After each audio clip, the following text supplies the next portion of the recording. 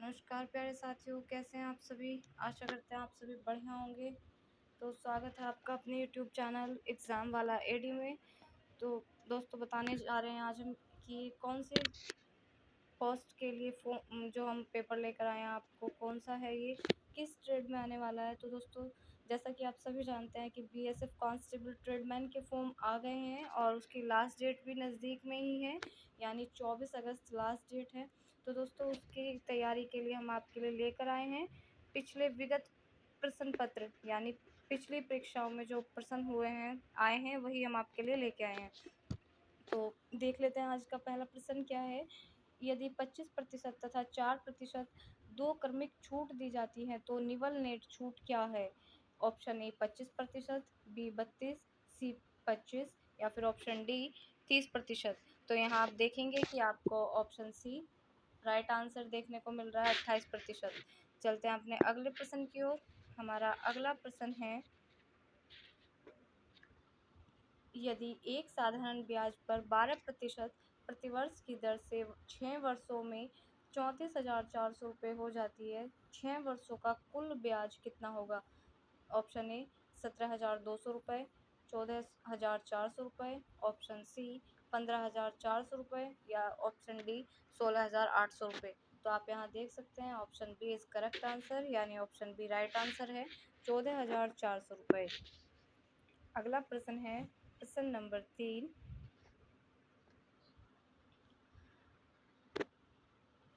एक नया छात्र जिसका भार 49 किलोग्राम है, 43 छात्रों की एक कक्षा में शामिल हो जाता है और कक्षा का औसत भार 0.5 किलोग्राम से कम हो जाता है, तो कक्षा का नया औसत भार क्या है। तो दोस्तों, आप सभी जानते हैं कि औसत से क्वेश्चन पूछे जाते हैं और इसका ऑप्शन देख लेते हैं। Option A 70.5 kilogram, 71 kilogram, 69 kilogram या फिर ऑप्शन डी 72 किलोग्राम। तो option A is right answer है। और अगर आप चाहते हैं कि हम क्वेश्चन को पूरा सॉल्व करके आपको दें, तो कमेंट में ज़रूर बताएं साथियों, ताकि हम आपको पूरा क्वेश्चन सॉल्व करके दे सकें। लेकिन कमेंट करें, हम कमेंट के माध्यम से आपको अगली वीडियो सॉल्यूशन के साथ लेकर आएंगे। हमारा अगला प्रश्न है, एक शंकु जिसकी त्रिज्या 10 सेंटीमीटर, ऊंचाई 24 सेंटीमीटर है, का कुल पृष्ठीय क्षेत्रफल क्या है। Option A 1131.43 centimetre square, B 1249.37 centimetre square, C 1376.73 centimetre square या फिर ऑप्शन डी 978.29 सेंटीमीटर स्क्वायर। तो यहाँ option A is right answer 1173.43 centimetre square. आइए बढ़ते हैं अपने अगले प्रश्न की ओर। हमारा अगला प्रश्न है प्रश्न नंबर 5। एक्स वाई तथा जेड मिलकर एक कार्य को 15 दिन में पूरा कर सकते हैं, एक्स और वाई मिलकर उसी कार्य को 30 दिनों में पूरा कर सकते हैं, जेड अकेला उसी कार्य को कितने दिनों में पूरा कर सकता है। ऑप्शन ए 40 दिन, 48 दिन, 30 दिन या फिर ऑप्शन डी 35 दिन। तो आप देख सकते हैं option C is right answer, 30 दिन में कर सकता है।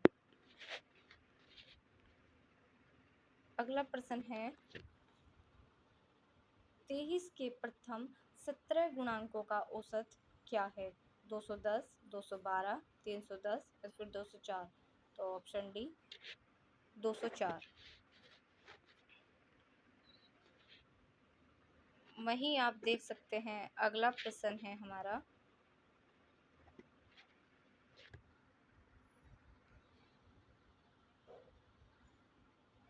प्रश्न नंबर 7। एक छात्र ने अंग्रेजी तथा इतिहास में समान अंक प्राप्त किए। इतिहास तथा गणित के अंकों का अनुपात 6:7 है। 3 विषयों में कुल कितने अंक 76% हैं। प्रत्येक विषय के लिए अधिकतम अंक 100 हैं। उसने इतिहास में कितने अंक प्राप्त किए। तो आप देख सकते हैं दोस्तों, यहाँ ऑप्शन ए करेक्ट आंसर है 72। अगला प्रश्न है, एक शंकु की ऊंचाई 12 सेंटीमीटर है, उसके आधार की त्रिज्या 3.5 सेंटीमीटर है, शंकु का आयतन क्या है? तो सबसे पहले दोस्तों हमें शंकु का आयतन याद होना चाहिए, जिससे हम अपना आंसर कर सकते हैं। तो फॉर्मूला भी हम आपके लिए लेकर आएंगे, लेकिन एक बार सभी दोस्त कमेंट कर देंगे। यहाँ आप देख सकते हैं 116 centimetre square, sorry cube, 168 centimetre cube, 154 centimetre cube, या फिर ऑप्शन डी 144 सेंटीमीटर क्यूब। तो ऑप्शन सी 154 सेंटीमीटर क्यूब।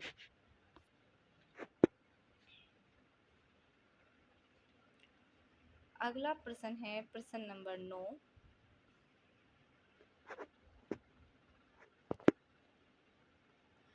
एक वस्तु का क्रय मूल्य 60% तथा विक्रय मूल्य 40% के बराबर है। लाभ प्रतिशत क्या है? ए 100%, बी 60%, सी 50%, या फिर ऑप्शन डी 40%। तो आप देख सकते हैं दोस्तों, option C is right answer, 50%।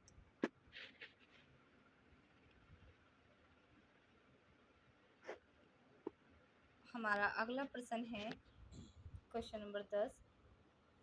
एक 5 मीटर लंबे तथा चौड़े और 13 मीटर लंबे कमरे की में रखी जा सकने वाली सबसे लंबी छड़ की लंबाई क्या है? 8√2 मीटर, 8√2 मीटर, 13√2 मीटर, 15√2 मीटर, या फिर ऑप्शन डी 12√2 मीटर। तो आप यहाँ देख सकते हैं ऑप्शन डी 13√2 मीटर। अगला प्रश्न है, एक विक्रेता 2200 रुपये अंकित मूल्य वाली एक मशीन को 14% की छूट पर बेचता है। मशीन का विक्रय मूल्य क्या है? तो दोस्तों क्रय विक्रय मूल्य तो सभी परीक्षाओं में आता ही है प्रश्न, तो ऐसे ही यहाँ भी दिया गया है।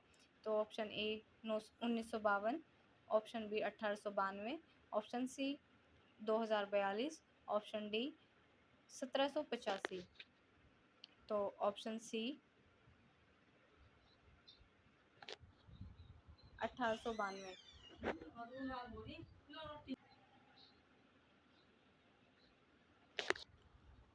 प्रश्न नंबर 12। एक निश्चित यात्रा का एक तिहाई भाग 18 किलोमीटर प्रति घंटा की गति से, चौथाई भाग 27 किलोमीटर प्रति घंटा से तथा शेष भाग 45 किलोमीटर प्रति घंटा से गति तय कर किया जाता है। संपूर्ण यात्रा के लिए औसत गति क्या होगी? तो दोस्तों आपने देखा होगा अभी तक औसत से लेकर तीसरा प्रश्न यहाँ आ चुका है। तो अधिक से अधिक दोस्त कमेंट कीजिए अगर आपको सॉल्यूशन चाहिए। तो आपने नोट कर ही लिया होगा कि 3 क्वेश्चन यहाँ हमें औसत से देखने को मिल गए हैं। तो हमारा ऑप्शन ए 22 किलोमीटर प्रति घंटा, 27 किलोमीटर प्रति घंटा, 35 किलोमीटर प्रति घंटा, 24 किलोमीटर प्रति घंटा। तो ऑप्शन बी 27 किलोमीटर प्रति घंटा। नेक्स्ट क्वेश्चन देख लेते हैं। यदि जेड का जेड प्रतिशत 1849 है तो जेड का मान क्या है? 530, 570, 470, 430। Option D 430। वैसे ही आप देख सकते हैं कि सरलीकरण भी हर पेपर में आता है। तो यहाँ भी 1+1 प्लस 1+2/19 प्लस 1+3/19 से लेकर 1+18/19 तक इसे ले जाया गया है। इसका मान क्या है? 21, 27, 25, 36। Option B right answer 27। चलते हैं अपने अगले प्रश्न की ओर। प्रश्न नंबर 15। एक वर्ग तथा आयत का क्षेत्रफल बराबर है। आयत की लंबाई वर्ग की भुजा से 6 सेंटीमीटर अधिक है तथा चौड़ाई भुजा से 4 सेंटीमीटर कम है। आयत का परिमाप। तो आयत का परिमाप सभी जानते हैं दोस्तों।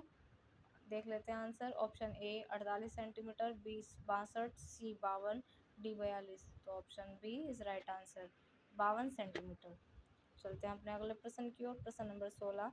यदि s का 37.5% t के 12.5% से जोड़ा जाता है तो परिणाम t के 62.5% से के बराबर आता है। तो एसटी का कितना प्रतिशत है? 66.6%, 33.3%, 133.3% या फिर 96.9%। तो ऑप्शन सी 133.3%। हमारा अगला प्रश्न है प्रश्न नंबर 17। दो पाइप एक टंकी को क्रमशः 20 घंटे 24 घंटे में भर सकते हैं। यदि एक निकाली पाइप प्रति घंटे में 44 गैलन पानी खाली कर सकता है तो तीनों पाइप साथ मिलकर उसी खाली टंकी को 40 घंटे में भर सकते हैं। टंकी की क्षमता क्या है? तो दोस्तों यहाँ पाइप एंड सर्टन यानी पाइप और टंकी से भी एक क्वेश्चन है। आप ये सभी नोट करते रहना कि कहाँ से कितना क्वेश्चन देखने को मिलने वाला है। 700, 660, 610, 670। तो ऑप्शन बी 660। प्रश्न नंबर 18। 24 की घात 24 को 10 से विभाजित करने पर शेषफल 1.6, 2.8, 4, 2। तो ऑप्शन ए राइट आंसर। हमारा अगला प्रश्न है प्रश्न नंबर 19। तीन संख्याओं का अनुपात 2.6.3 है। यदि गुणनफल 12,348 है तो तीनों संख्याओं का योग 44, 66, 77, 55। तो ऑप्शन सी 77। आइए दोस्तों चलते हैं अपने अगले प्रश्न की ओर। हमारा अगला प्रश्न है प्रश्न नंबर 20। एक रेलगाड़ी की गति 46 किलोमीटर प्रति घंटा है। यदि रेलगाड़ी की लंबाई 805 मीटर है तो प्लेटफॉर्म पर खड़े हुए एक पुरुष को पार करने में रेलगाड़ी कितना समय लेगी?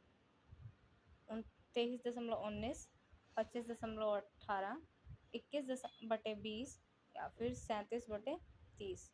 तो ऑप्शन सी 20/21।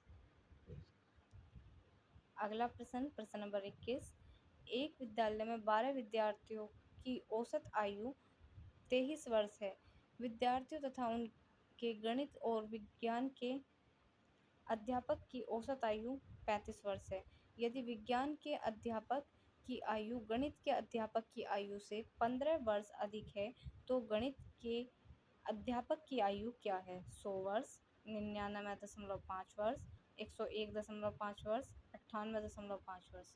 तो ऑप्शन बी हमारा राइट आंसर हो जाएगा दोस्तों। हमारा अगला प्रश्न है प्रश्न नंबर 22। एक समलंब दो समांतर भुजाओं की लंबाई 10 मीटर तथा 20 मीटर है। यदि उनकी ऊंचाई 8 मीटर है तो समलंब का क्षेत्रफल क्या है? 150 metre square, 120 metre square, 70 metre square या फिर 100 मीटर स्क्वायर। तो ऑप्शन बी राइट आंसर हो जाएगा दोस्तों 120 मीटर स्क्वायर। चलते हैं अपने अगले प्रश्न की ओर। हमारा अगला प्रश्न है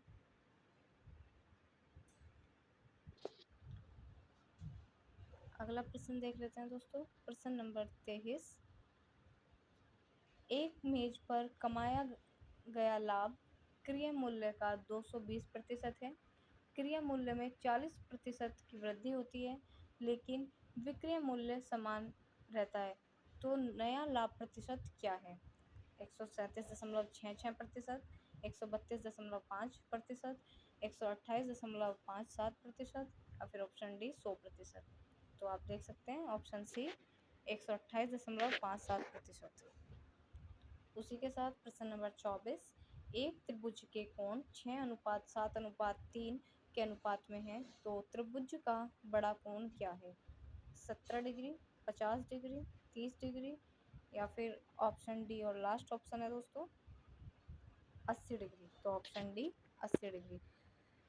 तो उसी के साथ दोस्तों हमारा आज का अगला और अंतिम प्रश्न है। आप सभी जानते हैं यहाँ सभी पार्ट से 25-25 क्वेश्चन देखने को आपको मिलने वाले हैं। तो हमारा भी मैथ का लास्ट प्रश्न है प्रश्न नंबर 25। किसी राशि पर 32% की दर से 2 वर्षों का चक्रवृद्धि ब्याज वार्षिक संयोजन के 6,681.6 रुपये है। राशि क्या है? 8700 रुपये, 8600 रुपये, 9000 रुपये या फिर 8400 रुपये। तो ऑप्शन सी तो दोस्तों यह था आज का हमारा लास्ट प्रश्न बीएसएफ ट्रेडमैन को लेकर। और अगर आप चाहते हैं कि हम पूरा सॉल्यूशन दें तो दोस्तों कमेंट करना ना भूलें, कमेंट की नेक्स्ट वीडियो में। तब तक के लिए धन्यवाद। जय हिंद, जय भारत।